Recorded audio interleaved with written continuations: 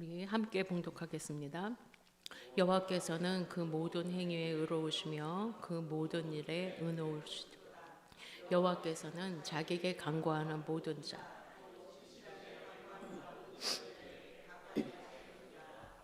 아멘. 교육부서 아이들한테 기도를 가르칠 때에 항상 가르치게 되는 기도 손가락이라는 기도 5가지 순서가 있습니다. 아마 교사를 해보신 분들은 다 아실 것입니다. 맨 처음에 하나님 기도할 때 하나님 아버지 하고 하나님의 이름을 부르는 겁니다. 그리고 참 감사합니다. 그래서 감사의 증오, 예배하게 해주셔서 감사하고 건강에 이런 감사에 그 다음에 3번째 잘못했어요 라고 합니다. 그래서 내가 지은 죄를 하나님 용서해 주세요. 나 이러이러 죄는 졌어요. 이렇게 4번째는 들어주세요. 그래서 나의 간구, 나의 소원을 아뢰는 거. 그 다음에 마지막으로 예수님의 이름으로 기도드립니다. 아멘. 우리 장권사님은 달달달 지금 같이 하셨어요. 저랑 이렇게 5가지를 가리키게 됩니다. 아주 기도의 핵심을 잘 요약한 정리라고 생각됩니다. 그래서 이 방법은 뭘 어떻게 기도해야 될지 모르는 초보 신자들에게도 유익하기도 합니다. 그런데 저는 가끔 그런 생각을 합니다. 이렇게 기도의 시작을 접근하는 방법이 약간 우려되는 마음도 있습니다. 쉽게 말해서 기도라는 것은 하나님과 이야기를 나누는 것, 하나님과의 대화인데 우리가 낯선 사람을 만나거나 아니면은 공식적인 문서를 발송해야 할 경우에는 그 글에 또 그 격에 맞는 형식을 갖춰야 하고 그것이 중요합니다. 언어 사용이나 단어 사용도 달라지게 됩니다. 하지만 이런 관계에서는 깊고 친밀한 대화를 나누는 것은 불가능합니다. 친한 사람이나 가족과 이야기를 나눌 때 우리는 어머님, 아버님 편안하셨습니까? 이러고 이야기하지. 옛날에야 물론 그랬지만 그렇게 대화하지 않는 것처럼 이렇게 형식의 틀로 기도를 접근하는 것에 대해서 약간의 아쉬움을 갖게 됩니다. 여기서 뭔가가 조금 빠진 것 같다라고 하는 것이 물론 그 안에 중간에 들어갈 수도 있겠지만 지금 나의 생각, 지금 나의 마음, 지금 나의 감정을 하나님께 말씀드리는 거, 사실은 이것이 저는 중요하다고 생각합니다. 기도가 나의 마음을 하나님께 말하면서 시작하는 것이라고 여긴다면 아마 아이들이나 어린이나 기도하기가 조금 더 수월해지지 않을까 이런 생각을 합니다. 그래서 어떤 틀에 정형화되어서 맞추어야 하고 아니면 종교적인 언어, 용어, 단어들을 사용해서 기도를 드려야 된다. 어떤 일정한 시간 이상을 들여서 기도해야 된다라는 강박이 먼저 생기게 되면 기도하는 일이 참 부담스럽게 여겨질 것입니다. 그래서 우리의 기도는 항상 진실한 나의 마음을 담아내는 그릇이 되어야 됩니다. 그래서 부족하면 부족한 대로, 또 잘못을 저질렀으면 그 모습 그대로, 또 강하던 약하던 건강하던 병들었던 성숙하던 미숙하던 그저 그런 모습 그대로를 하나님 앞에 먼저 이야기할 때에 그 모습 그대로를 받으시는 하나님을 우리가 경험하게 되면서 그 안에서 치유라든가 하나님의 말씀을 받는다거나 하는 것이 다음에 이루어지게 되는 것입니다. 많은 경우 우리의 기도는 거룩하게 시작합니다. 전지전능하신 하나님 아버지, 온 천지 만물을 주관하시는 하나님, 이거 다 좋습니다. 특별히 공예배에서는 또 그렇게 해야 될 필요도 있습니다. 그런데 내가 하나님 앞에 1대1로 섰을 때에는 그냥 아버지, 아빠, 하나님 이렇게만 불러도 충분히 좋습니다. 무엇을 말하든지 간에 솔직한 것이 더 중요한 것입니다. 특별히 너무 괴롭고 힘든 인생의 밤과 같은 시기를 지날 때에는 더욱 그러합니다. 우리가 요즘 욥기를 묵상하고 있는데 욥이 그 엄청난 고난 앞에서 오직 찬양과 감사만을 드린 것 같습니까? 그렇지 않습니다. 우리는 욥을 위대한 믿음의 사람으로 인정하고 그렇게 들어왔기 때문에 욥은 한 번도 부정한 이야기를 하지 않았을 것 같지만 우리가 읽고 있듯이 그렇지 않습니다. 우리가 지난 주간 본문에서도 봤듯이 그는 자신의 괴로운 그 고통을 있는 그대로 다 직시하면서 토로해냅니다. 하나도 숨기는 것이 없고 다 표현을 합니다. 하다못해 자기가 태어난 생일까지도 얼마나 고통스러웠으면 자신이 태어난 날을 저주합니다. 차라리 나의 존재라는 것이 이 땅에 없는 거, 아예 태어나지 않았더라면, 그렇게 했더라면, 이랬더라면, 떠라면이 계속 반복되면서 차라리 그게 더 나았을 것을, 차라리 그게 더 좋았을 것을. 얼마나 고통스러우면 자기 존재 자체를 부정하는 겁니다. 우리가 시편을 그 내용에 따라 분류하는데요, 되게 크게 뭐 대여섯 가지로 나눕니다. 그래서 뭐 교훈시, 역사시, 찬양시, 감사시 등으로 나눌 때에 그 중에 하나가 탄원시라는 것이 있습니다. 물론 그 내용들이 정말 그 애타는 하나님 앞에서 자신의 그 고통스러운 감정, 또 너무나 힘든 상황을 있는 그대로 다 말하는 겁니다. 그리고 불평이면 불평, 자신의 결백, 그것을 주장하기도 하고, 그래서 또 나를 괴롭히는, 억울하게 만드는 저 악한 자를 좀 응징해 달라고 이야기하기도 하고, 심지어 저주를 하기까지도 합니다.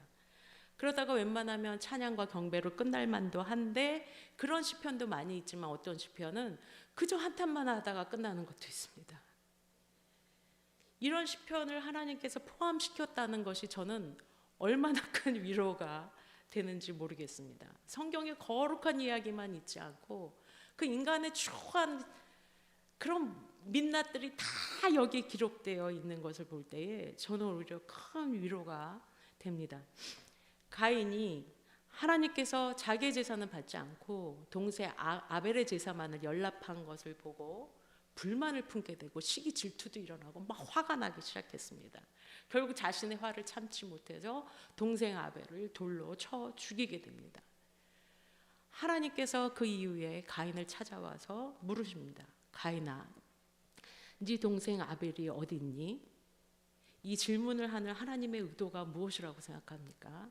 정말 하나님이 그 사실을 몰라서 묻는 것은 당연히 아닐 테고, 아니면 가인이 자기 죄를 정말 인지하는지 아닌지 확인하시려고 떠보시는 건지, 아니면 빨리 자백을 받아서 그 대가를 치르게 할 목적으로 이런 죄를 치렀으니 너는 이런 벌이 준비되어 있어 이야기를 하려고 하시는 건지, 여러분은 어떻게 생각하십니까?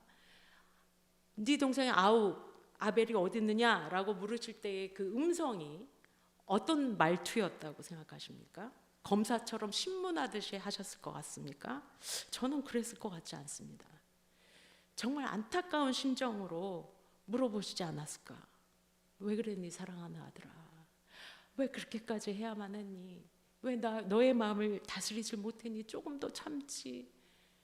결국 네가 그 죄를 저었구나. 거기까지 갈 때께 너의 마음은 도대체 어땠던 거니? 그걸 좀 나한테 말해주라.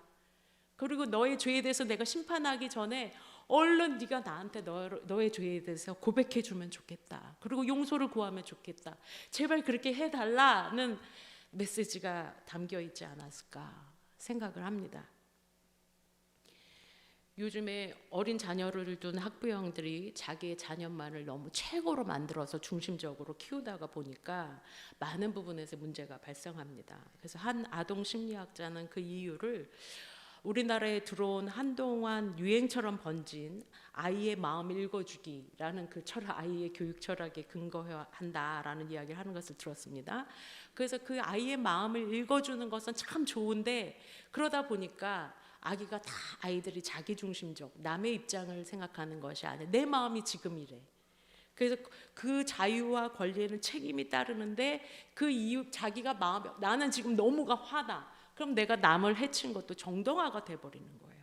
그래서 그 자유와 책임에 대해서는 다 빼버리고 그저 아이의 마음만 중시하다 보니까 간혹 아이가 학교에서 선생님한테 혼나고 집에 와서 그 얘기를 엄마한테 합니다. 그럼 엄마는 선생님한테 전화를 해서 우리 아이가 혼났다는데 무슨 일이 있었던 건가요? 선생님이 설명을 하면 이래서 좀 훈육을 했습니다. 선생님, 우리 아이의 마음을 읽어주셨나요? 이런다는 겁니다. 물론 거기에 대해서 문제점도 많이 있지만, 반대로 믿는다고 하는 우리는 하나님을 생각할 때에 언제든지 도깨비 방망이를 들고 너 오늘 하루 동안 얼마만큼의 죄를 졌냐, 얼마만큼만 벌을 받으면 되겠냐, 이러시는 분처럼 어떤 판결자와 심판자로만 우리가 그렇게 하나님을 인식하는 것은 아닐까. 내가 이런 마음을 하나님 앞에 들켰다가는 혼날 것 같은 그런 하나님으로 기억하고 있는 건 아닐까. 하나님은 결과만 보시는 분이 아니라 그 과정도 모두 보시고 알고 계시는 하나님인 것을 우리가 기억해야 됩니다. 하나님은 우리의 중심을 보고 계십니다. 하나님은 우리의 연약함을 결코 채울하지 않는 분이 아니십니다. 우리가 진토에서 난 것을 아시고 우리가 얼마나 질그릇과 같이 그냥 손대며 바사삭 으스스러질 수밖에 없는 그렇게 연약한 존재인지를 하나님은 이미 알고 계십니다. 그래서 우리는 어떤 결과뿐만 하나님 나 이런 죄 졌어요 용서해 주세요 라는 결과뿐만 아니라 그렇게 되는 과정 속에서의 우리의 마음까지도 하나님 앞에 이야기할 필요가 있습니다. 정직하게 말씀드릴 필요가 있습니다. 하나님 나는 왜 자꾸 이렇게 까부러질까요? 나는 왜 자꾸 우울해질까요? 나는 왜 평소에는 괜찮았다가 누가 툭 치면 그냥 이때다 싶은 듯이 막 부르르 떨게 될까요? 하나님 내 마음이 왜 이렇게 될까요? 지금 내 마음은 이렇습니다. 너무나 미움으로 가득 차 있고 너무나 원망스럽습니다. 하나님 나 하나님한테 너무 서운합니다. 뭐든지 돼. 하나님 앞에 나의 마음을 알려드리는 그 과정이 믿는 사람과 믿지 않는 사람의 큰 차이일 것입니다. 잘 아시는 대로 사무엘 선지자의 어머니 한나는 오랫동안 아이를 갖지 못하다가 이 사무엘을 갖게 되었죠. 이 당시에는 후대를 이을 자손을 낳지 못하는 여자는 온전한 취급을 받지 않는 것이 당연한 듯이 여겨졌습니다. 그래서 그 남편 알가나의 또 다른 부인이었던 분인나가 이 한나를 자꾸 구박하고 멸시하고 그러니까 그 마음이 너무너무 상해 있어서 그런 상태에서 아기를 갖지 못하는 것도 속상한데 그런 대우와 자기 존재감이 무너지는 것을 보면서 성전에 와서 하나님 앞에 울부짖어 기도합니다. 근데 눈물 콧물 쏟으면서 정말 자기의 서럽고 그 한 맺힌 한스러운 마음을 다 토해냅니다. 얼마나 고통스러웠는지 소리는 막상 아무 소리도 나오지 않고 입술만 막 바닥바닥 움직이면서 차마 소리조차도 낼 수 없는 그 애통함을 가지고 기도하고 있습니다. 그 모습을 보고 있던 엘리 제사장이 말합니다. 네가 언제까지 술 취해서 있겠느냐. 술을 좀 끊어라 라면서 오해하고 이 한나를 혼냅니다. 그러니까 한나가 말하기를 나는 술 취한 것이 아니라 여호와 앞에 내 심정을 통한 것뿐입니다. 내 심정을 내어드린 것뿐입니다. 하나님하고 오고 가며 교통하고 있는 것뿐입니다. 내가 이렇게 괴로운 심정을 하나님 앞에 알려드린 것뿐입니다. 라고 하면서 내 원통하는 마음과 내 격분하는 마음이 너무나 많아서 그렇습니다. 이렇게 말을 합니다. 그리고 그날 돌아가서는 다시 음식을 먹기 시작하고 얼굴에 다시는 근심의 빛이 없었다라고 성경은 기록하고 있습니다. 기도를 하고 나니 그날부터 당장 자신을 괴롭혔던 그 조롱하던 남편의 다른 아내의 태도가 달라졌겠습니까? 기도를 하니 세상 사람들의 시선이 바뀌어서 자기를 인정하게 된 것이겠습니까? 그것이 아닙니다. 하나님께 자기의 마음을 다 통하고 나니 그녀 자신의 마음에 화평이 희락이 오게 된 것입니다. 슬픔이 즐거움으로 바뀌고 낙담과 절망이 소망으로 바뀌게 된 것입니다. 그리고는 결국 기도의 응답으로 이스라엘의 첫 번째 선지자 사무엘을 낳게 되어 그를 하나님께 바칩니다. 우리는 내 마음을 하나님께 모두 쏟아내는 일들을 매일매일 할 필요가 있습니다. 내 안에 불쾌한 감정들, 또 미움들, 서러움들, 억울함과 또 과거에 대한 회한들 뭐든지 죄악과 그로 인해 자꾸 계속해서 기도했음에도 불구하고 자책하는 마음들까지도 다 토해내야 됩니다.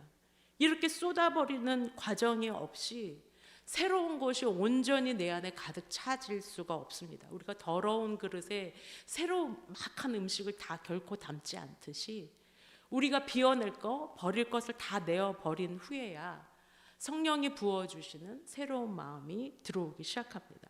마치 압력밥솥에 김을 빼내주지 않으면 그것이 위험하듯이 평상시에는 잠잠하고 아무렇지도 않고 잘 살고 있는 것 같은데 어떤 여건이 만들어질 부딪히게 되거나 내가 상처받은 그 정황과 비슷한 상황이 나오게 되면 갑자기 폭발하게 되는 경우, 물론 이런 게 트라우마가 있어서 그런 경우가 막 하루아침에 되는 일들은 아닐 수 있지만, 또 그러한 내 마음에 쌓여진 그 찌꺼기들이 다른 데로 불똥이 튀어갖고 자꾸 남을 원망하는 습관이 생기기도 하고, 또 우울해지기도 하고, 아니면 갑자기 폭발가서 화가 폭발하기도 하고, 아니면 다른 뭔가에 찾고 중독이 되기도 하는 것입니다. 그래서 이 중간 과정을 건너뛰고 나는 직분자지, 나는 믿음의 사람이잖아, 나는 이렇게 슬퍼만 하고 있으면 안 돼, 어떻게 이런 얘기를 하나님한테 할 수 있겠어? 라고 하면서 나는 즐거워야지, 믿어야지 라고 그냥 꼭꼭 쌓고 덮어버리고 깊이 감춰둔다고 그것이 감춰지는 것이 아닙니다. 바리새인들은 많은 사람들이 모인 장소에서 보이기 위해 기도하는 것을 즐겨 했습니다. 오 주여, 나를 저 죄인들과 같지 않게 해주셔서 감사합니다. 그것에 대해서 주님은 말씀하시기를, 마태복음 6장 5절 6절에 너희는 기도할 때에 외식하는 자와 같이 하지 말라. 그들은 사람에게 보이려고 회당과 큰 거리 어귀에 서서 기도하기를 좋아하느니라. 내가 진실로 진실로 너희에게 이르노니 그들은 자기 상을 이미 받았느니라. 너는 기도할 때에 내 골방에 들어가서 문을 닫고 은밀한 중에 계신 내 아버지께 기도하라. 은밀한 중에 보시는 내 아버지께서 갚으시리라 말씀하십니다. 우리가 하나님 앞에서는 잘난 척할 필요가, 예뻐 보이려고 막 있을 필요가 전혀 없습니다. 거룩한 척할 필요도 없고 믿음 좋은 척할 필요도 없습니다.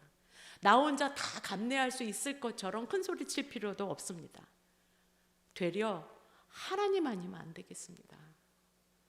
하나님의 은혜가 없으면 도대체 내가 이것을 감당할 수가 없겠습니다. 지금 나를 가장 잘 아시는 하나님, 내 마음을 헤아리신, 내가 차마 말하지도 못하는 것, 내가 다 잊어버린 것까지도 알고 계시는 하나님, 그 하나님 앞에 내 마음을 다 쏟아내야만 하는 것입니다. 한 치 앞도 내다보기 어려운 힘든 캄캄한 밤과 같은 순간일수록 더 그래야 됩니다. 다윗은 밧세바를 통해 아들을 낳았는데 그 아들이 하나님이 치셔서 깊은 병에 들지 않았습니까? 그때 하나님 앞에 들어가고 엎드려가고 금식도 하면서 밤새도록 기도를 드렸습니다. 신하들이 들어와서 아무리 말려도 그만하십시오, 왕이시여 일어나십시오 해도 꿈쩍도 않고 눈물의 기도를 드렸습니다. 자식을 먼저 보내면서 그 마음을 감당할 수 있는 부모가 어디 있고, 병든 아들, 그것도 그 병이 자신의 죄악 때문에 왔다는, 그래서 내 아들이 벌을 받고 있다는 생각이 왜 다윗에게 들지 않았겠습니까? 그래서 더더욱 하나님 앞에 매달릴 수밖에 없지 않았을까. 그런데 이 아들의 목숨만은 살려달라고, 또 차라리 내 목숨을 취해가 달라고 그렇게 기도하지 않았겠나.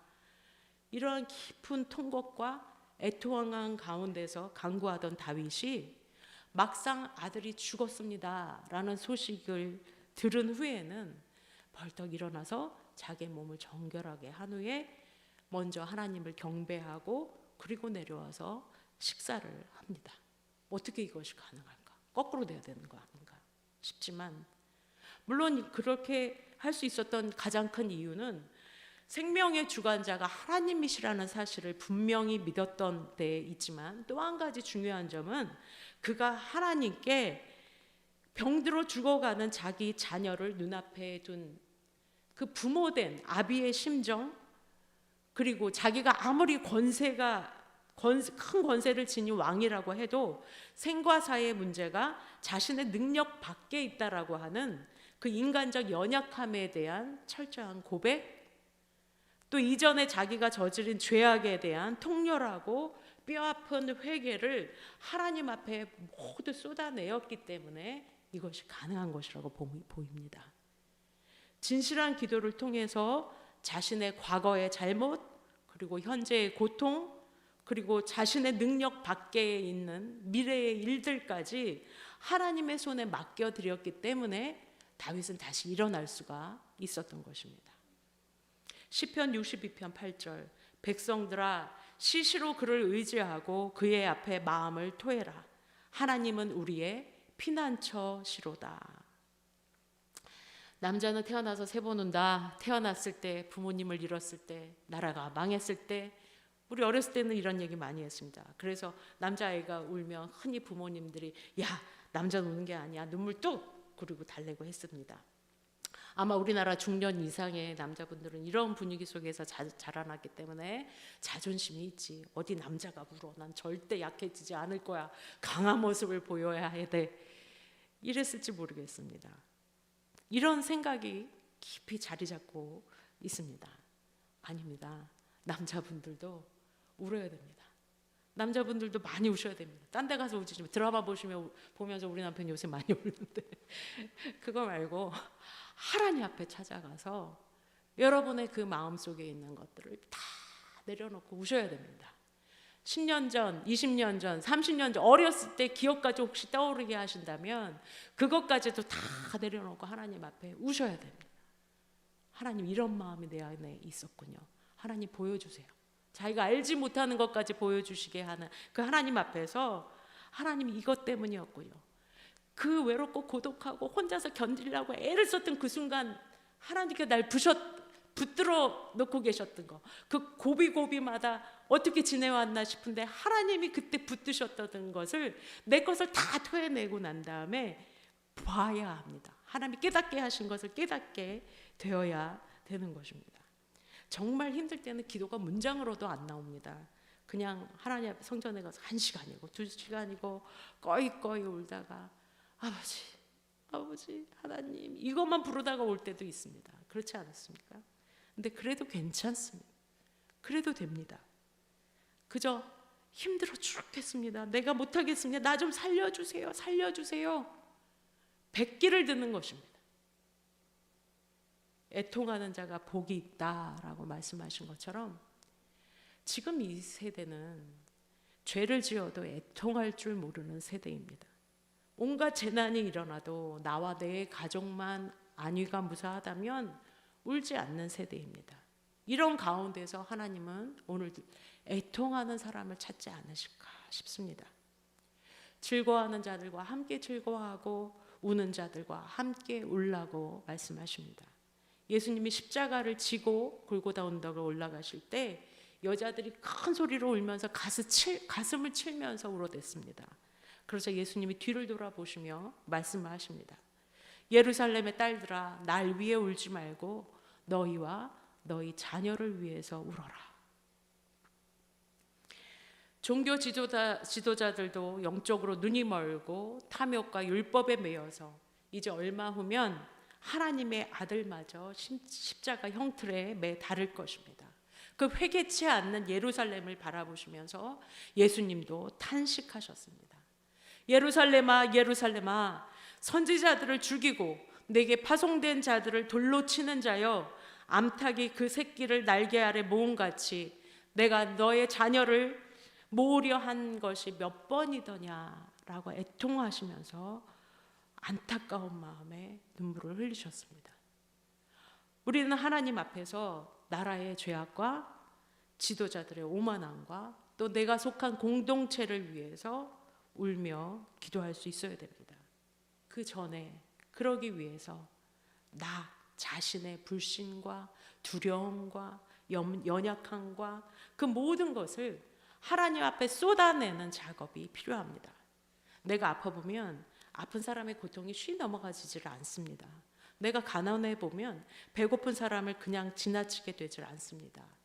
아프고 가난하고 상처받고 외롭고 억울했던 기억과 그 경험들이 내게 트라우마로만 남아서 나를 다시 공격하는 것이 아니라 그 아픔을 모두 그 기억들을 하나님 앞에 쏟아버릴 때에 우리는 나 자신이 회복될 뿐 아니라 다른 사람을 세울 수 있는 사람이 됩니다.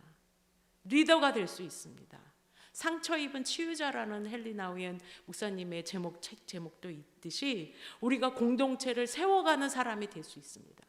하나님, 나 아파요. 충분하게 아파하십시오. 하나님 앞에서 충분히 그 마음을 들으십시오. 그리고 나서 주시는 하나님의 위로와 사랑을 맛보시기 바랍니다. 하나님이 그 아픔을 사용하실 것입니다. 여러분의 힘든 그 경험들을 사용하셔서 하나님 앞에 토해내고 울부짖고 왜 내가 이런 일들을 겪어야 하냐고 했던 그 시간들을 하나님께서 고난이 내게 유익이다 라고 고백하게 만들어 주실 것입니다. 하나님 앞에서 우십시오. 누구에게도 말할 수 없는 문제, 나의 고민들을 하나님 앞에 말씀드리십시오. 남에게 드러내기 어려운 나의 가장 부끄러운 부분들, 치부를 하나님 앞에 내어드릴 수 있어야 됩니다.